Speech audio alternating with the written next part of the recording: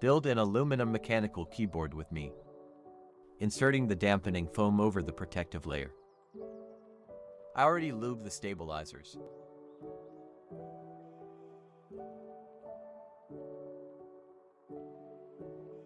Installing the final stabilizer.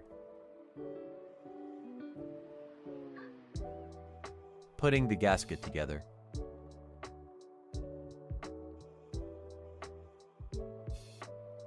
More dampening foam. Attaching the USB.